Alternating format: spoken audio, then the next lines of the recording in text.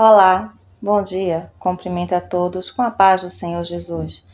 Estamos aqui nesta manhã de quinta-feira para juntos partilharmos mais alguns versículos da palavra do Senhor.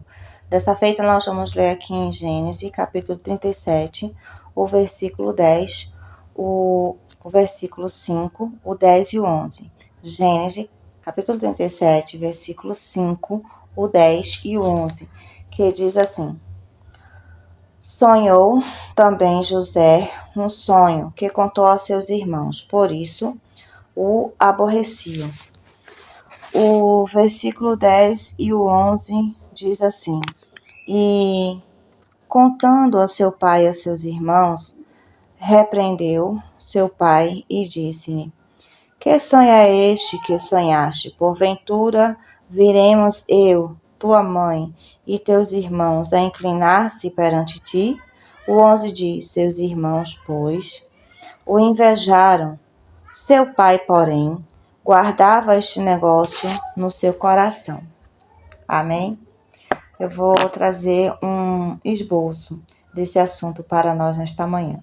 Assim, José foi o 11º filho de Jacó e o primeiro filho de Raquel, a sua esposa. Ele era o filho preferido de Jacó, o que gerou ciúmes e inimizade entre seus irmãos. A lição que nós trazemos desse assunto de José diz assim: a sua vida ela é rica em lições sobre fé, resiliência e perdão. Exemplificando como confiar em Deus em tempos de adversidade. Sua história é um teste muito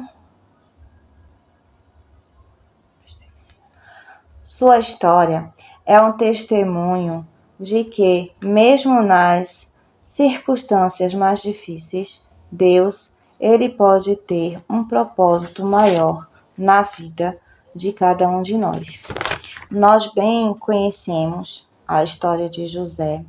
É muito conhecida a história de José. Chama-se José do Egito. Existem filmes, seriados, enfim, documentários falando sobre a história de José. José, ele teve o sonho e quando ele contou, revelou esse sonho a seus irmãos, a seu pai, a sua família, então ele, por conta dele ser o filho que o pai mais gostava, por ser filho de Raquel, que ela era estéril, foi o primeiro filho dela, enfim, depois de muitos anos de esterilidade, então Deus permitiu a ela esse filho, José, e ele era o filho querido de Jacó.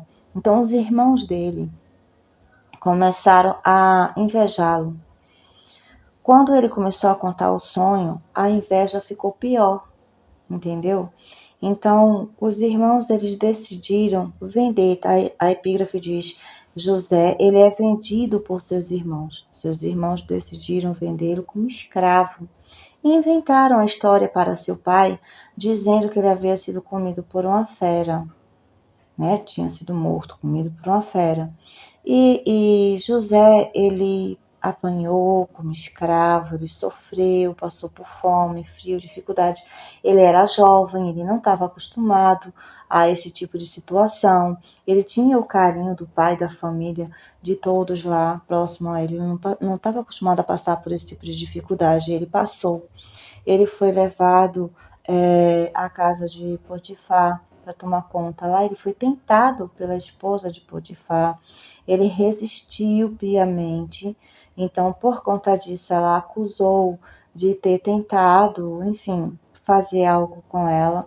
Potifar, obviamente, não ia deixar de acreditar na esposa para acreditar no escravo. Mandou ele para o cárcere. Lá no cárcere, Deus deu sonho a dois que estavam presos. E ele interpretou o sonho, que um, que era o copeiro, iria voltar e o outro iria ser morto. Então, ele ainda disse: quando estiver na presença lá do faraó, lembra-te de mim. Mas foi necessário, Deus permitiu que ele esquecesse do acontecimento no cárcere, durante um período, acho que de 3 anos, não tenho certeza. Então, Deus permitiu que, depois que saísse do cárcere, ele ficasse um período sem se lembrar do pedido de José, que ele falou: lembra-te de mim quando estiver lá com o faraó. Então, a partir desse momento que ele foi esquecido, ele permaneceu lá no cárcere, tomando conta lá, o carcereiro deixava ele, digamos que, administrar o cárcere, enfim. E depois, quando ele foi lembrado, quando o faraó teve sonho, então o copeiro lá, ele lembrou-se dele e falou dele para Faraó. E foi naquele momento que ele foi retirado do cárcere, foi até lá, interpretou os sonhos de Faraó, e daquele momento em diante a vida dele mudou. Porque depois de tanto sofrimento, depois de tanta angústia, de tanta coisa que ele passou, o tempo de Deus, o tempo da promessa de Deus chegou na vida dele.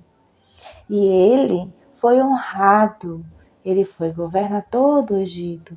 O faraó disse que abaixo do faraó ele era o mais importante.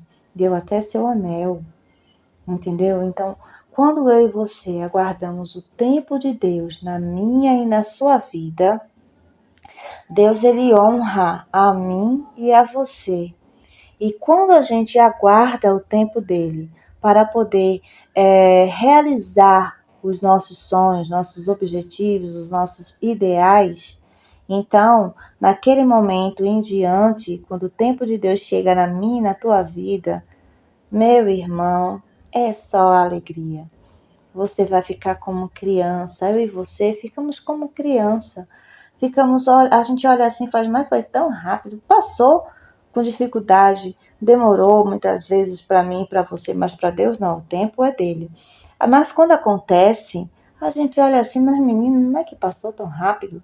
Mesmo a situação de uma mãe, eu ouço muito isso, quando ela vai ter seu filho de parto normal, sofre bastante, a gestação às vezes é um processo complicado, durante o processo lá de esperar para fazer o parto da criança também, as dores do parto, enfim, tudo é um processo bem complicado, bem doloroso, que quando a criança nasce, que a mãe segura em seus braços aquele bebezinho, eu já ouvi muito dizer que elas se esquecem da dor, do que passou, entendeu? Do que sentiu, de tudo aquilo que elas enfrentaram, quando ela vê aquele rostinho lindo, maravilhoso em seus braços.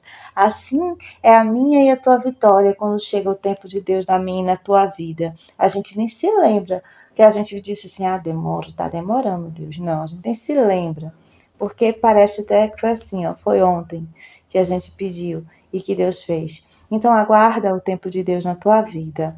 Pode ser um dia, um mês, uma semana, um ano, 15 dias, 15 anos, 20 anos, mas aguarda, porque tem coisas que Deus, ele permite que eu e você faça, mas tem coisas que só ele pode fazer. No Evangelho segundo escreveu Lucas, o capítulo 1 e o versículo 37 diz: porque para Deus nada é impossível. Nada é impossível. Aquilo que é impossível para mim e para você, para Deus, não é impossível. Amém? Vamos orar encerrando este momento? Maravilhoso Deus, Pai de nosso Senhor e Salvador Jesus Cristo, Deus de Abraão, Deus de Isaac, Deus de Jacó. Neste momento nós te agradecemos, Deus, por esta manhã abençoada, por esses versículos, por tudo que o Senhor tem feito em nossa vida. Nos ajude. Aqueles que estão saindo para trabalhar, leva em paz, Senhor. Guarda na proteção do teu sangue. Dá livramento, Jesus. Livramento de acidente, de bala perdida, de ser assaltado com faca, o que for, Senhor. Dá livramento. Cuida, Senhor. Ajuda. Continue com suas mãos estendidas. Assim como o Senhor leva em paz do seu lar até o trabalho, traga do trabalho para seu lar em paz. Debaixo da tua graça, na tua poderosa mão. Dá livramento, Deus. Em nome de Jesus, nós te pedimos e desde já te agradecemos por tudo. Amém. E graças a Deus. Bom dia!